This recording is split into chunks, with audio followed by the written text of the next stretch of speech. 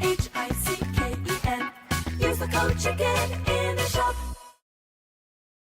Hey guys, welcome back to Chicken Clash. In today's video, we have a bit of a game analysis. This is a new article that came out from Pocket Gamer, which if you guys don't know is a fairly popular website that covers mobile games. So I thought it would be interesting to go over kind of what they thought about Project Rise. We got some gameplay up on the screen for you here.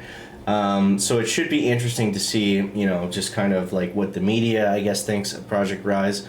And we'll give you our thoughts since we've actually played the game, and you guys, you know, make sure you let me know down below what you think, because, you know, you've either played it yourself if you're watching this, or you've obviously seen the gameplay. So if you guys haven't already, make sure you subscribe to this channel right here if you want to stay up to date on everything Project Rise / Clash Heroes. This is what we're talking about. The Clash Heroes got reskinned. Project Rise, you didn't know, now you know.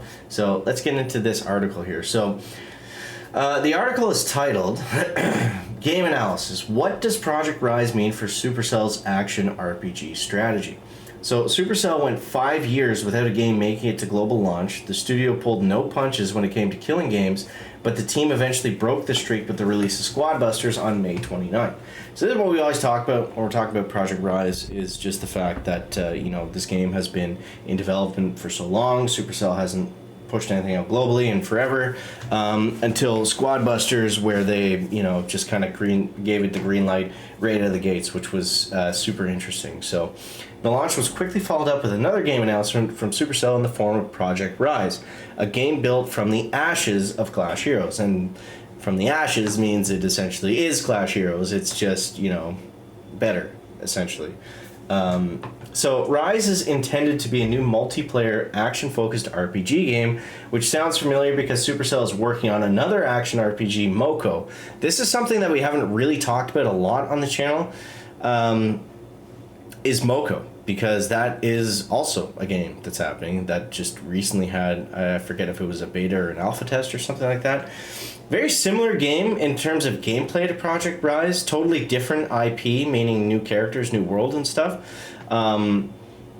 but similar in terms of gameplay, which is kind of interesting. If they, you know, they want to go with like this being their Clash game, and then Moko being like basically like a Brawl Stars in terms of a totally new direction, totally new universe, totally new characters.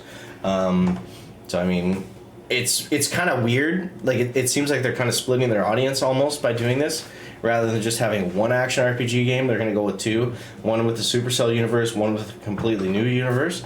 Yeah, which it doesn't end there either, since the studio goes on to say since the studio invested in Phantom Game Labs, which is also currently working on an action looter shooter game, Rift Busters. That's news to me. I didn't know that. So that's why it's cool to go over some of these articles, because sometimes they're clickbait, but sometimes they have good stuff in them. So are all of these games going to create competition among themselves and end up cannibalizing each other, or Supercell looking to dominate the genre? Kind of what we were just talking about. After recently getting hands-on experience with Project Rise, game designer expert Jacob Remiar shares his thoughts on these questions and digs deeper into the concept of Supercell's latest game. So this Jacob guy obviously doesn't work for Supercell, is what I'm assuming, but Supercell has just completed its European pre-alpha test of Rise, the newly announced action RPG game that builds on the foundations of Clash Heroes. You can't really assess what was changed from Clash Heroes, as there are just a few trailers on the internet, but we can assume that they were radical changes in the context of core gameplay. The game is now a roguelite with extraction elements. This comes as a little bit of a surprise, as I was expecting a similar scenario to Squad Busters and Flood Rush. This was last year when Supercell mentioned two similar squad-based battle royale games in soft launch at the same time, and shortly after the announcement, it discontinued Flood Rush. I feel like Flood Rush got announced, and it was like, here's the new game, oh, it's straight into the garbage. Just one fell, there you go. Like, I couldn't even tell you a single thing about Flood Rush, and, you know, I cover these games. It just came up and it just went down immediately, but it was the similar style, I guess, to Squad Busters, in that it was kind of like a run around, you know, squad up and kill people game. Yeah. So at present, there are actually 3 action RPG games connected to Supercell. One is Moko, which was announced last October. It's a really streamlined action RPG that's PvE based. Then there's Rise, where cooperation is pretty much mandatory, as there's matchmaking before each level with roguelike and extraction elements. I'll also link this article down below if you guys want to check out more. The trio's last game is Rift Busters, developed by Phantom Game Labs, which Supercell invested in last year in May. On the surface, Rift Busters looks very similar to the setup of Moko, streamlined PvE action RPG. So that means you're playing against the computer. You're not playing against other players or with other players in real time, like in Project Rise. The art even has a similar sci-fi vibe. So that's a different game. It's not Supercell, so I mean, you know, it's not super relevant other than the fact that Supercell invested in it. So it does seem like a genre that I guess they want to invest in and pick up on. So Rise, as mentioned, based on the pre-alpha experience, is basically a different subgenre of action RPGs. Therefore, we can't really put it into the same basket as Moko and Rift Busters. The roguelite element of the game is a core mechanic that is adjusted for co-op based gameplay.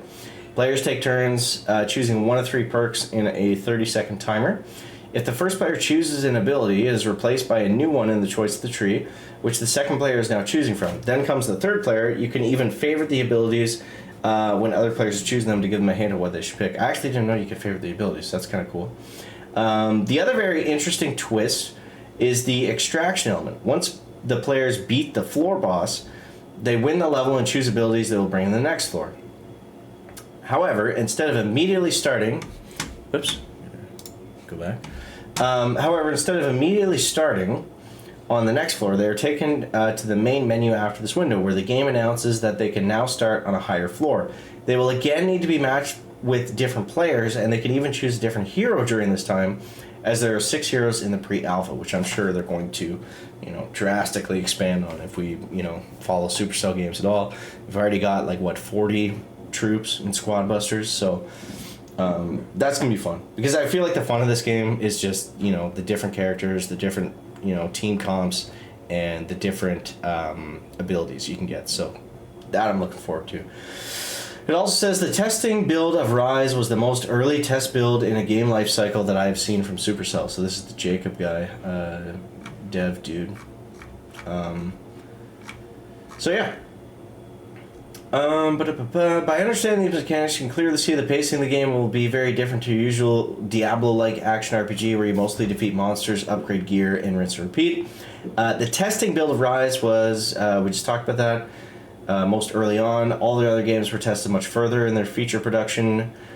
Here, it was just a bare bones core, which we could see, you know, by the, you know, the floating decks and stuff without any, you know, decorations or really world building kind of stuff. You could clearly see that they were looking for roguelite and cooperative players based on the games they were asking about in the registration questionnaire, where names such as Ark Hero, Hades, Helldivers 2, and Binding of Isaac were mentioned. This leaves me very hopeful. It seems that with the investment in Phantom Game Labs, Supercell also acquired a boost in expertise in mobile action RPGs, which is now clearly being utilized in their newly tested games. Even though Moko and Rift Busters seem like competitors, Rise is clearly a bold iteration of the genre, which was always Supercell's forte. It is definitely not that direct a competitor to the previous games. So it's different enough, I guess it's not going to cannibalize the other ones. My guess is that Moko and Rift Busters can coexist together, as they are different in different company portfolios, but of course the expectation is that Moko will be the bigger one if it is launched.